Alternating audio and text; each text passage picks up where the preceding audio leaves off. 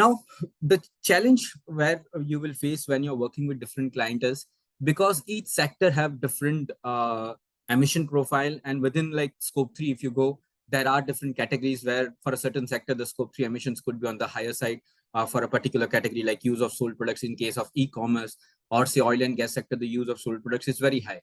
But at the same time, if you work with cement sector, the scope 3 emissions is not very high, but scope 1 and 2 emissions are on the higher side. Similarly, if we talk about hard to abate sectors like steel, fertilizer, there I would say the challenge lies in how you can address the scope 1 emissions. For an engineering sector, IT sector, pharma sector, majority of our challenges lies in how we will be addressing the scope 2 emissions.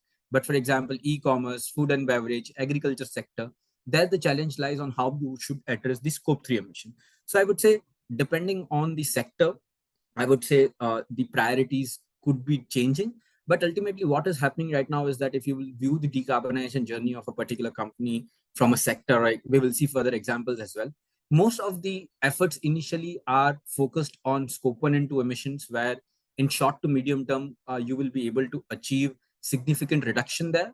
But because in scope 3 emissions, you depend on your value chain, there the actions are also little long sighted, or I would say even you talk more from the strategy perspective when we talk about scope 3. And if you will see, when you talk about scope 1 and 2, we talk from specifically from the actions, and you will be able to reduce the emissions, say by implementing renewable energy, energy efficiency measures, fuel switch, etc. But when it comes to scope 3, like for purchase goods and services, you will say, I will take decisions to buy low carbon material.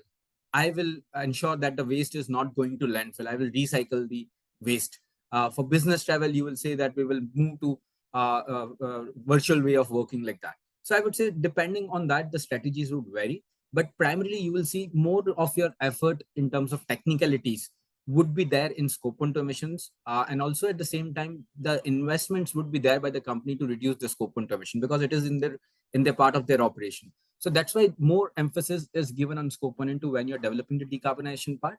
But at the same time, I think the maturity will come in scope 3 also as we move forward. But right now, even if you review some of the climate action plans of different companies, their net zero vision, and we'll see some sector examples as well, there I would say they are mostly focusing on scope 1 and 2. But at the same time, there are companies globally who are also focusing on how scope 3 emissions are to be reduced from that perspective.